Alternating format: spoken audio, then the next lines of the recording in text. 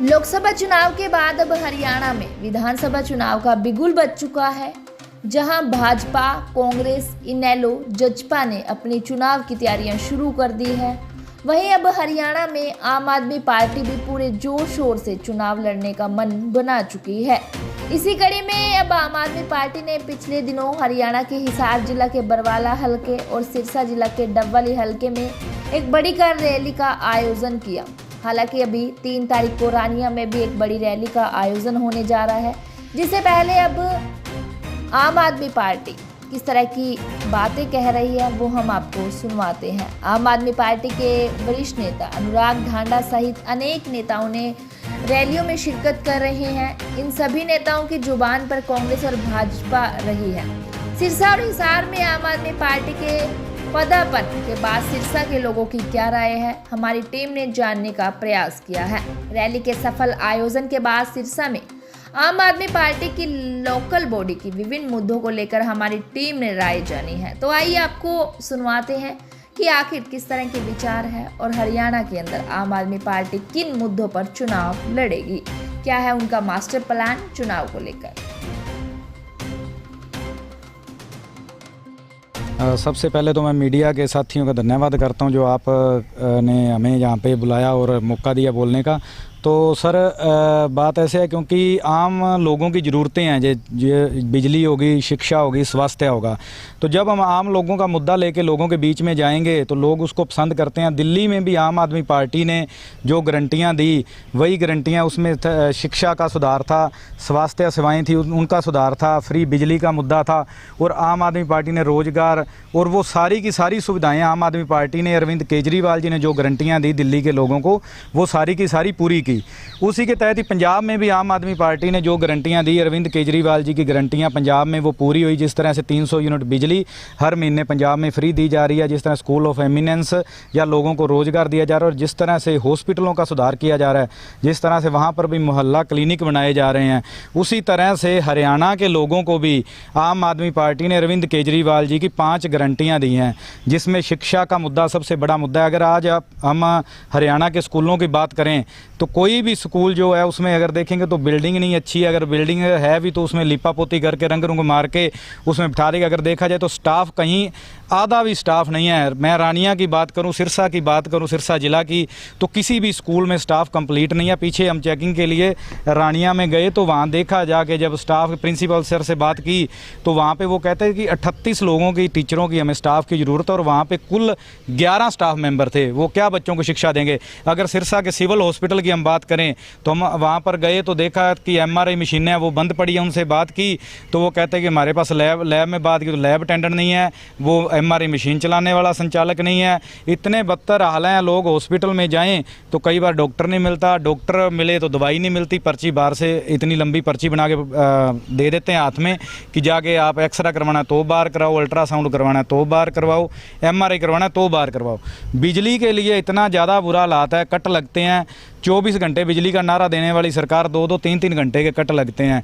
और अगर कोई गरीब मजदूर 12,000 रुपये सालाना बिल भरता था तो उसका कहते हैं जी उनका नाम उसमें से काट देते हैं जी, जो उनको सहूलतें मिलती हैं सरकारी।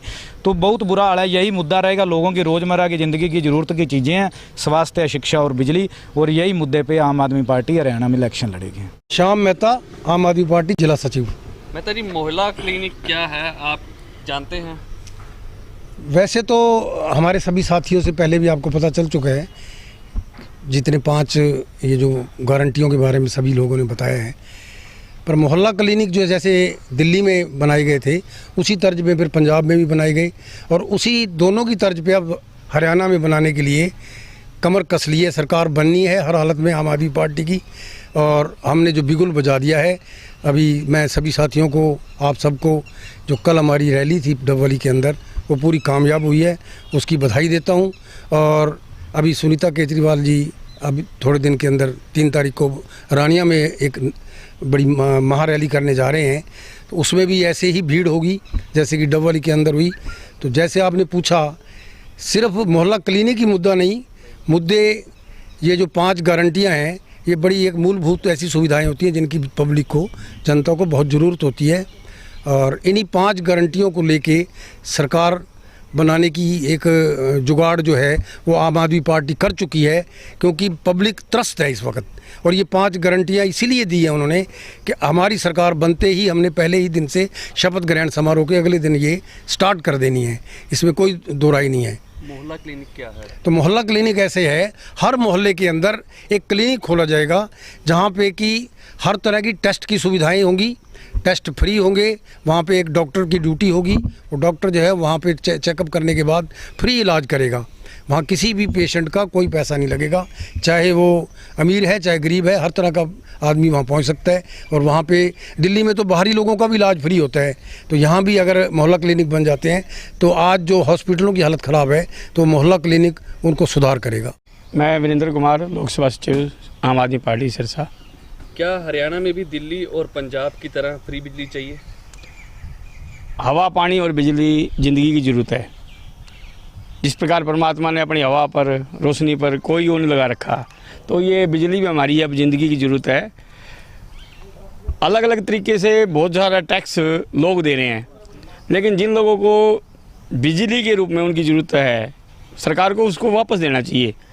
एक दायरा निर्धारित करते हुए दिल्ली के अंदर हमने 200 यूनिट फ्री करी, पंजाब के अंदर हमने 300 यूनिट फ्री करी, क्योंकि जो गरीब तबके के लोग हैं वो अपनी कमाई का बहुत बड़ा हिस्सा बिजली के बिलों के रूप में उनको भरना पड़ता है, जिससे उनके बच्चों के शिक्षा पर प्रभाव पड़ता है, उनकी ज़िंदगी की जो दूसरी ज़रूरतें हैं उस पर प्रभाव पड़ता है।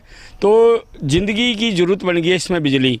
जो लोग अफोर्ड नहीं कर सकते, निचले तबके के लोग, उनके ज़रूरी है बिजली उनको फ्री देना, ताकि वो भी एक जीवन यापन सुविधाओं के अनुसार कर सकें, और जो अपनी कमाई है वो दूसरी ज़रूरतों पर खर्च कर सकें। क्योंकि अगर बिजली के बिल भरते रहने से उनकी दूसरी चीज़ों पे जो खर्चे हैं वो डिवाइड हो जाते हैं, फिर वो कर्जवान हो जाते हैं, फिर लोगों से उनको कर्जा लेना पड़ता है। इसलिए उनको उभारने के लिए बिजली की बिलों में छूट देनी जरूरी है, और दिल्ली और पंजाब में दी है, हरियाणा में भी हम इस गारंटी के साथ मैदान में हैं। मैं प्रदीप सचदेवा, आम आदमी पार्टी का जिला मीडिया प्रभारी की मेरे पास जिम्मेवारी है। हरियाणा में अपराध भी बढ़ता जा रहा है, क्या सरकार की कार्रवाई आपको संतुष्ट लगती है? अपराध पिछले 10 साल की अगर हम बात करें तो इतनी ज़्यादा तेज़ी से बढ़ा है कि शरेआम एक पार्टी, राजनीतिक पार्टी के प्रदेशाध्यक्ष की हत्या कर दी जाती है, गाड़ी में गोलियां चलाकर उनको मारा जाता है, और उसके बारे में अभी तक अता पता नहीं है कि क्या हुआ, क्या कार्रवाई हुई, इस पर ये नहीं पता लग रहा। अगर हम स्थानीय बात करें, सिरसा ज़िला की अगर बात करें तो यहाँ चोरी की घटनाएं बिल्कुल आम बात हो गई है। बाइक उठा लेना, छीना झपटी होना, चेन खींच लेना रोज़ाना की ये बात है, और लोग दर दर भटक रहे हैं, थानों में जा रहे हैं लोग, उनको न्याय नहीं मिल रहा है। और इतनी ज़्यादा गुंडागर्दी इन दिनों में देखने को आपको मिलेगी, ख़ास तौर पर जो नशा करने वाले लोग हैं उन द्वारा जो अपराध किए जा रहे हैं सिरसा ज़िला में, वो अगर संख्या जो थानों में आती है उससे 20 गुना ज़्यादा संख्या वो है जो असल में है।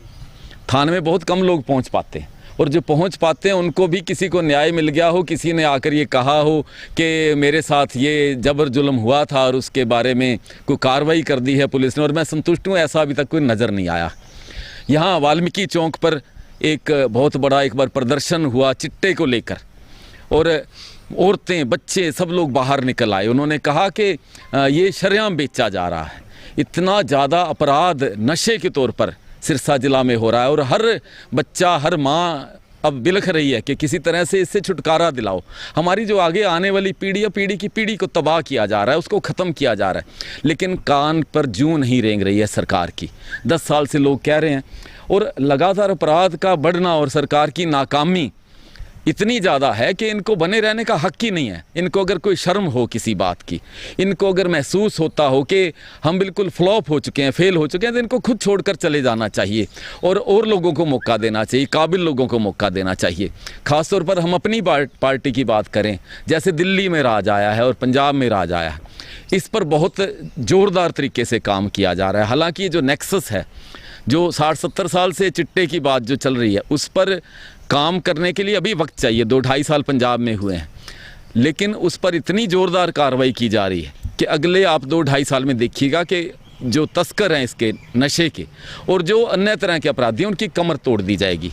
हम उम्मीद करते हैं कि हरियाणा में भी ऐसे दिन आए और ये जो अपराध करने वाले लोग हैं ये यहाँ से या तो छोड़कर चले जाएं या जेलों के अंदर बंद हो।